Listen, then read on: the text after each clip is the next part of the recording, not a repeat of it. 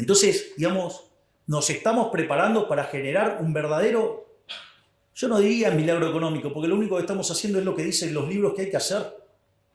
Pero, digamos, tenemos la cabeza tan deformada después de 100 años de lavado de cerebro en la educación pública, sea de gestión estatal o de gestión privada, tenemos tanto socialismo en sangre que, claro, cuando uno lo ve así parece un milagro. En realidad lo único que estamos haciendo es aplicar el manual. En algún momento van a tener que poner las pelotas, van a tener que invertir, se van a tener que jugar para que se abran las aguas y seamos libres. ¡Viva la libertad, carajo!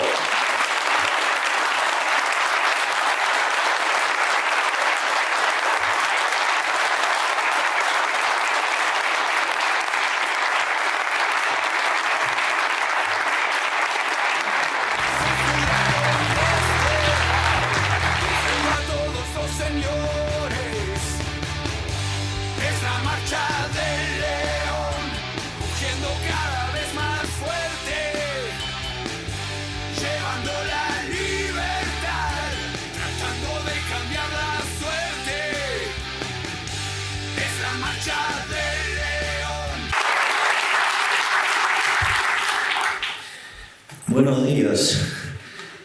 Tantos aplausos me hacen dudar sobre el mentado error tipo 2. Bueno, la charla que voy a dar hoy es sobre la herencia, lo que hicimos y lo más importante, cómo la vemos de cara al futuro y cuáles son las posibilidades que hay en esta perspectiva.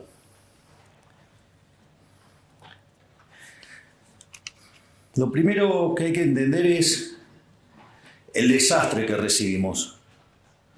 O sea, más o menos para que tengan una idea. Cuando una economía tiene déficit gemelos por 4 puntos del PBI, eso es una alerta amarilla.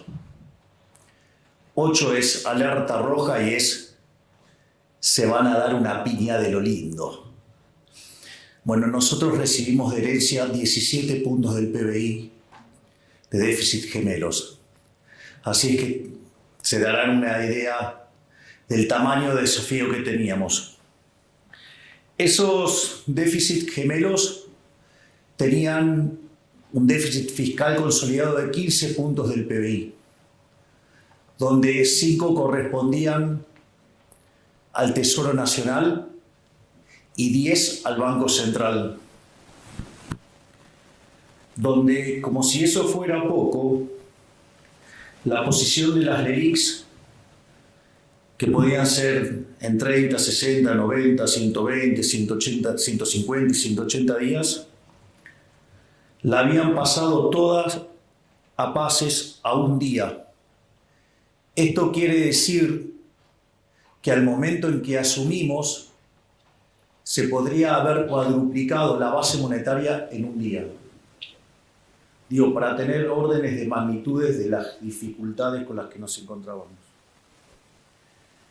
Al mismo tiempo, en materia de dinámica de precios, al existir un tipo de cambio controlado, con una brecha tan grande, la contracara es que existe lo que técnicamente se llama money overhang o sobrante monetario. La magnitud del sobrante monetario en ese momento básicamente era similar a la que teníamos en la previa del Rodrigazo de 1975, lo cual implicó en aquel momento, cuando se quedó el país sin reservas y tuvo que forzosamente devaluar, sextuplicar la tasa de inflación. De hecho, pasó de 30 a 180%. Habíamos tenido una experiencia similar en el año 59, también de similar magnitud, y también había implicado una sextuplicación de la tasa de inflación. En aquel momento pasó de 20 a 120. Por lo tanto, si nosotros teníamos una inflación que básicamente venía viajando al 200%, eso implicaba que la tasa de inflación se fuera a niveles del 1200%.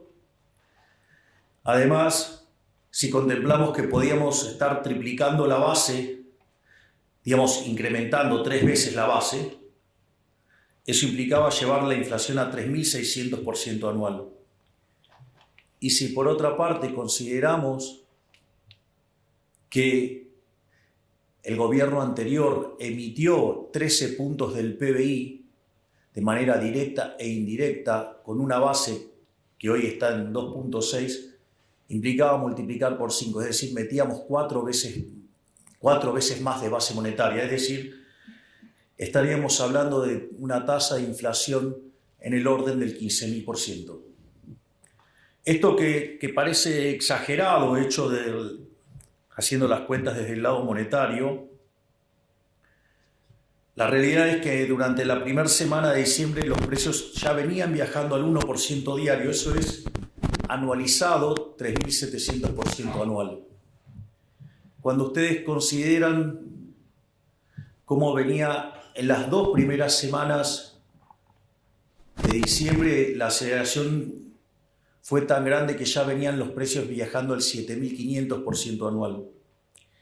Y esto que parece una exageración, y que de hecho muchos nos acusan de haber sido exagerados, cuando ustedes toman el caso de la inflación mayorista, en el mes de diciembre fue 54%. Eso en términos anualizados da 17.000. Es decir, efectivamente estábamos transitando el camino a una hiperinflación. O sea, lo único que requería esa hiperinflación para concretarse era la convalidación monetaria. Hay una anécdota muy divertida en un libro maravilloso que se llama El Banco Central, Teoría y Práctica, de un economista que se llama Alan Blinder, que fue uno de los primeros académicos de llegar al Comité de Política Monetaria de la Reserva Federal, que daba clases también en Princeton junto a Bernanke, y cuenta algo que es muy interesante, ¿no? Dice, supongamos que tenemos el banquero central perfecto. Entonces, el banquero central perfecto, supongamos que hiciera control de tasa de interés. Digo, no es el instrumento que a mí me gusta, pero el libro está hecho con ese ejemplo. Y entonces, este banquero central es tan genial que no solo que sabe en cuánto mover la tasa, sino que además acierta a la perfección en los rezagos. Entonces, cuando él ve que se está por acelerar la tasa de inflación, empieza a subir la tasa y entonces logra que la inflación permanezca en el target. Cuando ve que la economía, digamos, está desacelerando y la tasa de inflación se va por debajo, modifica y de vuelta deja la inflación en el target. Es interesante porque en el límite esto podría implicar que moviera la tasa de interés como si fuera un electrocardiograma de alguien que está bien o alguien que esté corriendo, si fuera el caso, y deja constante la tasa de inflación, es decir, el tipo es perfecto. Ahora fíjense que cuando está subiendo la tasa de interés, va a haber un montón que los van a estar criticando porque dicen, ¿a dónde estás viendo la inflación y nos vas a meter en una recesión? Y cuando la baja, dice, vos vas a estar alentando la inflación. Es decir, el tipo hace un trabajo perfecto y ¿qué le va a pasar? Lo van a estar criticando todo el tiempo. Bienvenidos al mundo de la política.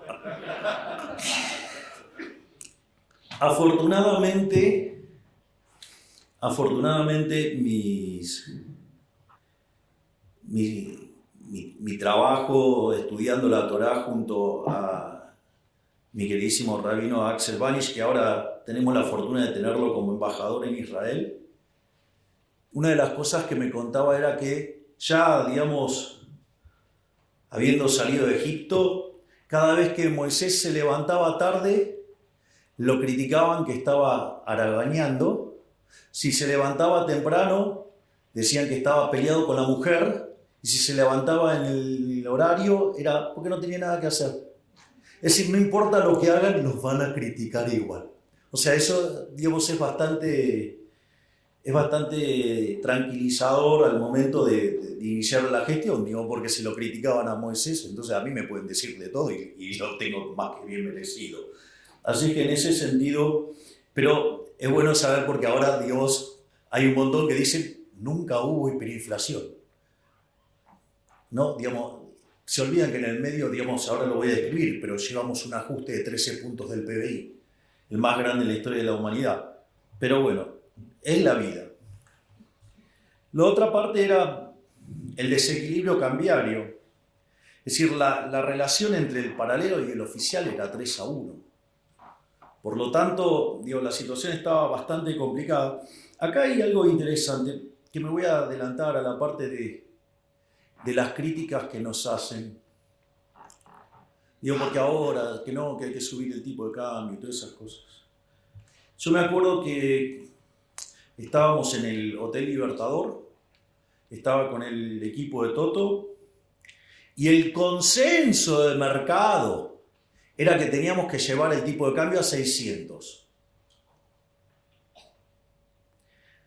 De hecho, digamos, o sea, yo lo quería llevar a un nivel que, ajustado por riesgo país, quedara igual que el paralelo. Eso tiene una justificación técnica para tratar de eliminar el exceso de demanda y que el impacto en actividad sea lo menos posible. Digo, me causa gracia porque esos mismos, digamos, que se quejan de que ahora el tipo de cambio está atrasado, decían que tenía que ser 600 y la hipótesis de inflación que tenían es mucho más alta que la que estamos viviendo. Digo, no les cierra el modelo, muchachos. Es decir, lo que digo es, ojo con esos economistas porque no les cierra el modelo.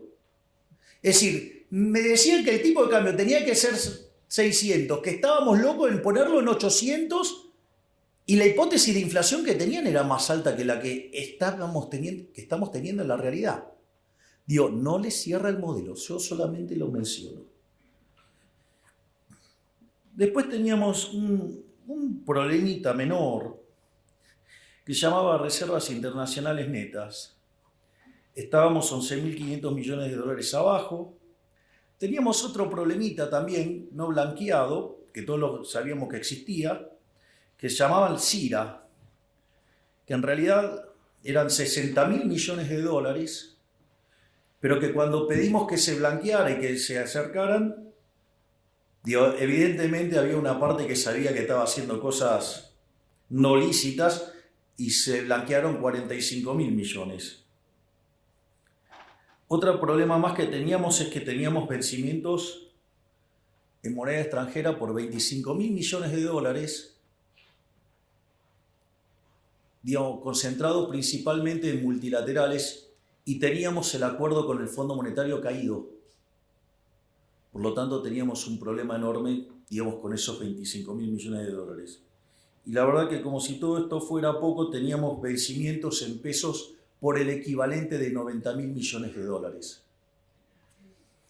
Entonces, si ustedes contemplan el desequilibrio que teníamos en el plano monetario, que era peor que el de la previa del Rodrigazo, una situación patrimonial del Banco Central muchísimo peor que la que teníamos en la previa de la hiperinflación del 89, y que además teníamos indicadores sociales peores que los que teníamos en el 2001, verdaderamente estábamos frente a la madre de todos los males, porque, o sea, teníamos todas las peores crisis, las teníamos todas juntas. Ahora, digo, esto es para llorar. Miren, la verdad no. Porque la única forma en que podría llegar a haber un gobierno liberal libertario en un país que arrastra 100 años de socialismo era en el medio de un desastre. Digo, la única forma que esto podía ocurrir era esto. Digo, era una carambola a 3 bandas. Y la fuerza del cielo lo permitieron.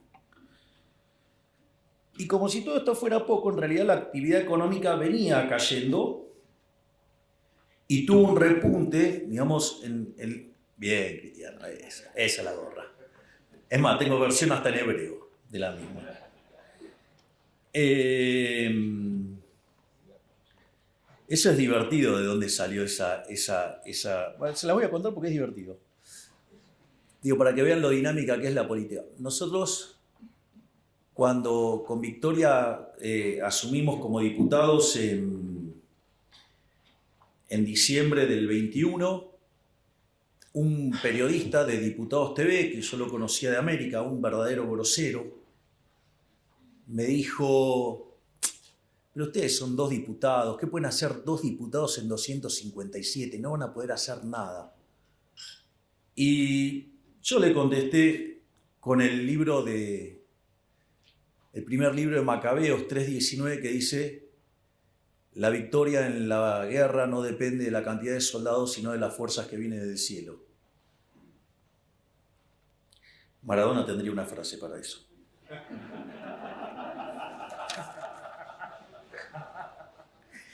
Bien. Naturalmente, frente a este desastre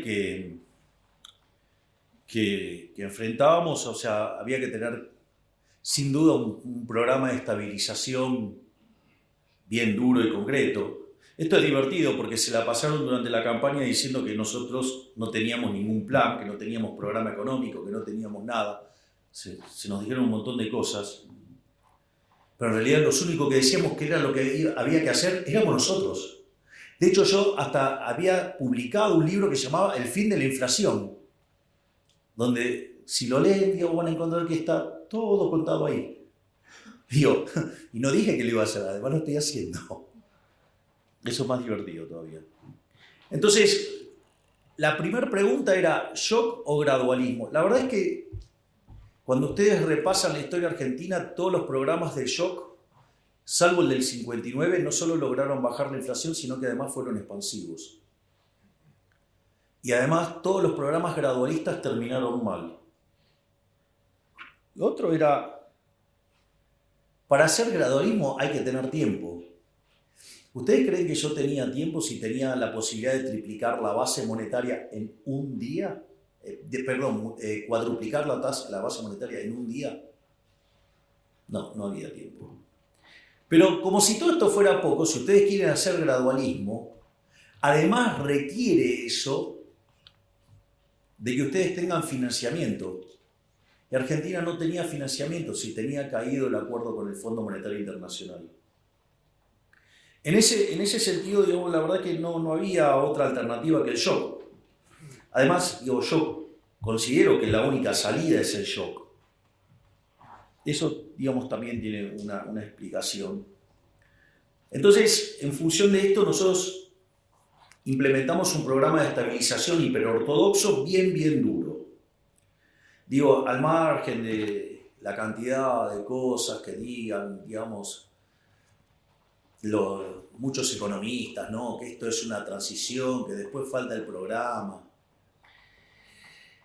Miren, si la inflación de diciembre mayorista fue 54%, viene bajando todos los meses, el mes anterior fue 10 y el último fue 5. Si la inflación mayorista, que venía a niveles del 45, la pudimos clavar en 25 y después fue 20, 13, 10 y ahora vamos camino a un dígito. Digo, en términos de core seguro. Digo, deberían ser más respetuosos. Digo, claramente que hay un plan de estabilización para bajar la tasa de inflación. Digo, que no la vean no es mi culpa. Digamos, o sea, un programa de estabilización esencialmente tiene 3 elementos. Tiene una política fiscal. Nosotros hasta le hemos puesto nombre a esa política fiscal. Se llama motosierra y licuadora. O sea, tiene motosierra y tiene licuadora. Es más, muchos de los que nos critican de la calidad del ajuste, a mí me causa gracia porque decían que hacer un ajuste de más de un punto del PBI era imposible. Y nosotros apuntábamos a que en el año 2024 tengamos déficit cero.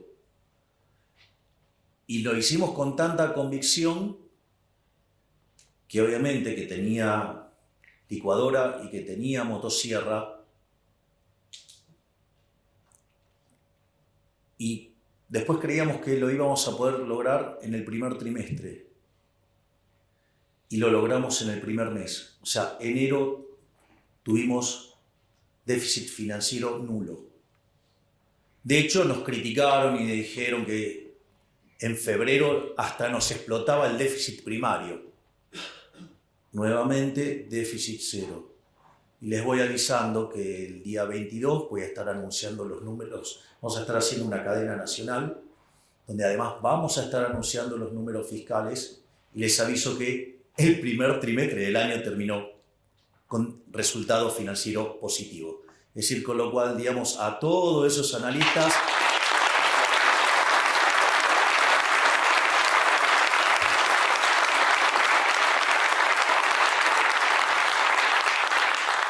es decir, a todos esos analistas que dicen que nos va a explotar el déficit y todo eso, les dedico el aplauso que ustedes tuvieron recién o nuevamente la frase de Maradona. El otro elemento es el tema de la política monetaria. El tema de la política monetaria, básicamente, el Banco Central está quebrado. Entonces la pregunta es, ¿cómo se resuelve la quiebra del Banco Central? Es decir, porque esta es la clave. La quiebra de un banco central se resuelve licuando sus pasivos. O sea, con el tamaño del problema argentino implicaba un nivel de precios estratosférico hasta que licuaran tanto los pasivos que el patrimonio neto por lo menos quedara nulo. ¿Hasta ahí vamos? Si esto es así, quiere decir que dado ese nivel de precios para resolver el saneamiento del Banco Central está en la estratosfera, dado los precios de hoy, la línea que une esos dos niveles de precios le da la tasa de inflación implícita. Por lo tanto, era fundamental sanear el Banco Central, ¿para qué? Para que ese nivel de precios estratosférico que dejaba nulo el patrimonio del Banco Central fuera bajando. Y en la medida que ese nivel de precio bajara, por lo tanto, la tasa de inflación esperada tiene que bajar. Naturalmente, digamos, ahí también arrancamos con un proceso de saneamiento del Banco Central. Ahí también nos encontramos con algunas críticas.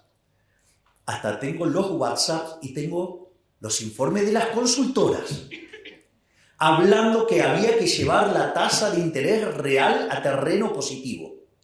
Si hubiéramos hecho eso, en lugar de haber descomprimido el balance del Banco Central como lo hemos hecho hasta ahora, les cuento que en lo que va del año ya hubiéramos metido 4 bases monetarias más en instrumentos remunerados. Entonces ahora estaríamos discutiendo ¿qué cosa? No, esto es insostenible. Estaríamos hablando de la pelota de las LELIQs o la pelota de los pases o no sé qué cosa, digamos una bola de nieve que nos iba a arruinar en una hiperinflación. Ahora todos esos están todos escondidos, nadie dice nada. Es decir, le deben tener miedo a la frase de Maradona. Pero dicho de otra manera, lo importante es que la contracara de ese déficit cuasi fiscal de 10 puntos del PBI ya lo llevamos a 4. Es decir, no solo que llevamos hecho un ajuste fiscal de 7 puntos del PBI en el Tesoro, motivo por el cual ahora hemos empezado a relajar partidas y entonces ahora empieza a quedar más motosierra y mucho menos de licuadora. Digo, para los que están tan preocupados por la calidad del ajuste, como si no fuera que una licuadora permanente es una motosierra, ¿no? Pero bueno, ese es otro detalle. Lo importante es que hemos hecho sucesivas bajas de tasa de interés y todo el mundo, ¿qué esperaba cada vez que bajábamos la tasa? Que subiera el tipo de cambio y que perdiéramos reservas. Bueno, llevamos acumulados más de 12.000 millones de dólares de reservas. Salimos del terreno de las reservas netas negativas y en el medio pagamos un montón de cosas. Por lo tanto, también lo que hicimos en materia monetaria y cambiaria es un éxito. De hecho, ahora la discusión es No, bueno, pero la tasa en dólares es enorme. Y entonces si yo le hubiera puesto en términos reales positivos, hubiera sido todavía más grande. Entonces, que más o menos se pongan de acuerdo qué quieren decir con la tasa de interés, porque nosotros siempre tuvimos claro que era un problema de arbitraje con la tasa en los dólares. Es decir, no mirar como un cavernícola, digamos, la tasa de interés real en una economía cerrada. Por lo tanto, digo, ¿qué es lo que hemos, y obviamente que hicimos en el ajuste del tipo de cambio? Si ustedes se acuerdan, cuando nosotros estábamos en campaña, decían que con nosotros el tipo de cambio iba a estar en 6.000, en 10.000. Me parece que le erraron por un poquito. Entonces, digo, ¿qué tenemos en materia de resultados? No solo que hemos logrado el déficit cero, sino que nos hemos pasado un poco. Digamos, en lugar de hacer un ajuste de 5 puntos del PBI, hicimos uno de 7. Eso lo pueden ver en un trabajo que hizo Nadine Argañarás, que de hecho lo circuló por Twitter. Y además bajamos el cuasi fiscal en 6 puntos, o sea que hicimos un ajuste de 13 puntos del PBI. Es decir, acabamos de hacer el ajuste fiscal más grande en la historia de la humanidad, porque además encima lo hicimos en 3 meses. Sí, esto es importante, digo, pero eso es justamente lo que permitió evitar la hiperinflación. Además, una de las características que tiene el tema del déficit cero y que es muy importante es lo siguiente: cuando ustedes tienen déficit financiero nulo, significa que la deuda no sube. Si la deuda no sube, la relación deuda-producto no sube. Por lo tanto, ustedes están en un sendero sostenible, es decir, ustedes pasan a ser solventes. Y si ustedes pasan a ser solventes, el precio de los bonos tiene que subir. Y de hecho, de $18 que estaban cuando nosotros asumimos, hoy están cerca de 60. Y el riesgo país, que estaba en 2.900, hoy está en 1.200. Y si logramos bajar 200 puntos básicos más el riesgo país, ya podemos ingresar a los mercados de deuda. Este ajuste fue tan fuerte y tan positivo la forma en que lo hicimos, que además, cuando fuimos a negociarlo al fondo, mientras que todos los analistas decían que nuestro programa era inconsistente y que una revisión del fondo con programas caídos, como el caso argentino, demandan como 3 meses, nosotros sacamos el acuerdo en un fin de semana.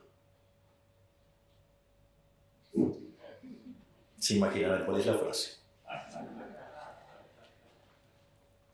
Y obviamente que esto se está traduciendo en la baja de la tasa de inflación, porque, como les decía, la inflación de mayorista, que es la que se anticipa, estaba en 54%, es decir, el equivalente del 17.000% anual, y hoy está en 5%. Es más, el propio Fondo Monetario Internacional, que tenía expectativas de inflación para este año, para Argentina, en torno al 250% anual, la bajó a 150. Bajarla a 150 significa que de hoy para adelante está esperando que en promedio la inflación sea del 5,5. Pero como ese proceso no es lineal, quiere decir que vamos a un dígito bajo hacia diciembre. Es decir, que lo estamos logrando. Naturalmente hay un montón de críticas. Lo que pasa es que las críticas a mí me parece que se tendría que hacer, digamos, entendiendo el modelo que uno tiene en la cabeza. O sea, yo, por ejemplo, no sé, cuando dicen programa integral, ¿no? Entonces dice políticas sectoriales dentro del programa de estabilidad, dentro del programa. Miren, yo no soy Leontiev, no sé si soy claro. Es decir, yo no les voy a hacer el plan quinquenal. Yo no creo en eso. Yo no creo en una economía dirigista. Yo soy liberal libertario. Yo me voy a ocupar de arreglar la macro. La micro la tienen que arreglar ustedes. ¿Qué tengo que estar haciendo yo con la micro? Ya bastante con las estupideces que venimos haciendo hace 100 años, que hacemos cualquier desastre macro y después vienen los políticos eligiendo los ganadores. lo cual además es una fuente de corrupción enorme. Por lo tanto, digamos, ¿cuál es la regla de un liberal en esto? Don't pick the winners. Yo me voy a encargar de estabilizar la economía, de bajar la inflación, de generar las condiciones para que la economía vuelva a crecer. El resto es todo de ustedes. Es decir, el que mejor esto lo explica es Claudio Suchovicki, tiene un ejemplo fabuloso. Milei se va a ocupar de la inflación, sí. Se va a ocupar del déficit fiscal, sí. Se va a ocupar de la cuestión cambiaria, sí. Se va a ocupar de limpiar el balance del Banco Central, sí. ¿Se va a encargar de su negocio de pizzería? No. Usted tiene dos pizzerías, una le va bien, otra le va mal. Tiene el mismo contexto internacional, tiene la misma macro. Yo no me voy a ocupar de la pizzería, eso es un problema micro, eso lo tienen que resolver ustedes. ¿Qué tengo que estar haciendo yo metiéndome en el negocio de cada uno de ustedes? Digo, no se puede ser tan fatalmente arrogante.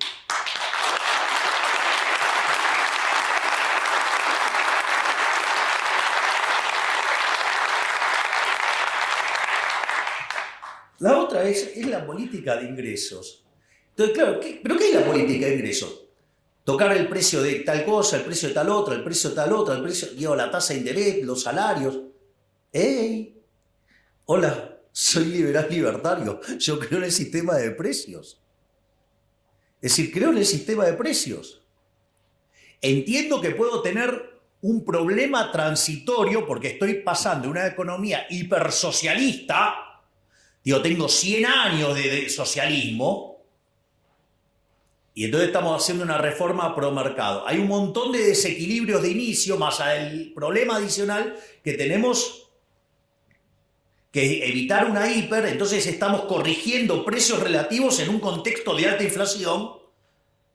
Entonces, y con algunos problemas de base, y con algunos problemas de violentar la propiedad privada antes, entonces puede ser que en algún momento, digamos, haya algunas correcciones vía defensa de la competencia. Digo, todos se están entendiendo de lo que les estoy hablando. Digo, pero salvo cosas así puntuales y que son propias de la transición, esas cosas no van a existir nunca más. Pero antes ustedes tienen que estabilizar la economía y que quede claro el respeto por la propiedad privada. Y no, digamos, que alguien utilizando recursos del Estado vaya tomando posiciones y genere una posición dominante a partir de la estafa del Estado. Y después generar movimientos políticos tocándole a un segmento etario donde hay una gran proporción de votantes. Digo, bienvenido al mundo de la política, es la basura que les estoy describiendo. El tema de la tasa de interés ya lo hablamos. El tema de la sostenibilidad del ajuste, digamos, también hablamos del tema de cada vez queda más la motosierra, queda menos de la licuadora. Digo, el mejor ejemplo es lo que estamos haciendo en materia de jubilaciones. Si hubiéramos dejado las cosas como venían, los jubilados hubieran perdido 2 puntos del PBI. Con lo que estamos haciendo solo van a perder medio punto. Es decir, le estamos devolviendo 1,5 puntos. Y naturalmente la discusión del tipo de cambio. La discusión del tipo de cambio es bastante ridícula. No, porque hay que hacer subir el tipo de cambio. ¿Por qué? Digo, porque si hoy no hay brecha, si no hay brecha, ¿por qué tengo que estar haciendo tocar el tipo de cambio? Es decir, ¿porque no me gusta el tipo de cambio de mercado? Lo primero que tienen que entender que el análisis ese del tipo de cambio real, lo voy a decir en latín, diría el profe de Pablo, es una pelotudez. Porque agarran y toman una serie del tipo de cambio real. La pregunta es, ¿cuál es el año de referencia? Digo, que alguien me explique por qué toma el determinado año de referencia sobre el que calcula el promedio. Digo, que explique eso. No, eso no lo explican. No solo eso, cuando ustedes se fijan, hay momentos donde el tipo de cambio real queda muy depreciado y hay momentos que queda muy apreciado. Por lo tanto, digamos, algo que tiene ese nivel de volatilidad, calcular el promedio le diría que es otra estupidez del tamaño de una casa. Pero como si todo eso fuera poco, En el momento que ustedes, no sé, calculen un promedio y en algún momento, digamos, el tipo de cambio va a pasar por ahí, tomen ese año. Ustedes podrían decir que en ese año ustedes pueden replicar las condiciones de oferta y demanda de todos los bienes pasados, presentes y futuros que afectaron a la determinación de ese conjunto de precios relativos en Argentina y en el mundo todo en simultáneo, y como si en el medio no hubiera cambiado ni siquiera la composición de oferta de bienes. ¿Y ustedes se dan cuenta del disparate que es hacer eso? Como dice el profe de Pablo, eso es hacer aritmética, eso no es economía. Entonces digo, cuando vienen, le hablan del tipo de cambio real, que esto, que el otro, digo, o sea, ustedes se dan cuenta de la arrogancia que implica, porque implica conocer el vector de precios relativos, pero no solo ahora de Argentina, sino también de todo el mundo. Y entonces ustedes deberían conocer las preferencias, la tecnología y las dotaciones, no solo, digo, presentes, sino futuras, y no solo de Argentina, sino también de todo el mundo. Ustedes se dan cuenta. O sea, y ustedes para tomar una acción de política y para que eso funcionara, ustedes deberían ser omniscientes, omnipresentes y omnipotentes. O sea, deberían ser Dios.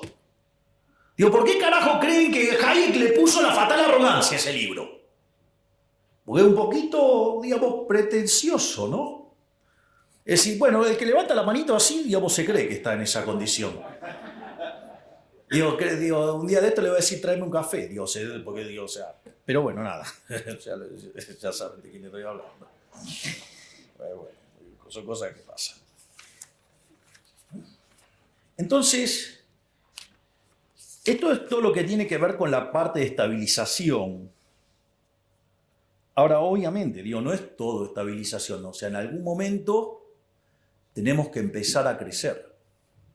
Entonces, digo, para empezar a crecer ahí entra a jugar un rol importante las reformas estructurales. Entonces, pero hay una cosa muy importante que es entender la naturaleza de las reformas estructurales. Esto lo explicó Toto de una manera magistral cuando hizo el primer discurso sobre las características del programa. En ese discurso, digo, él lo explicó a la perfección y es, si ustedes se fijan, todo el entramado regulatorio y de restricciones y todas las porquerías que tenemos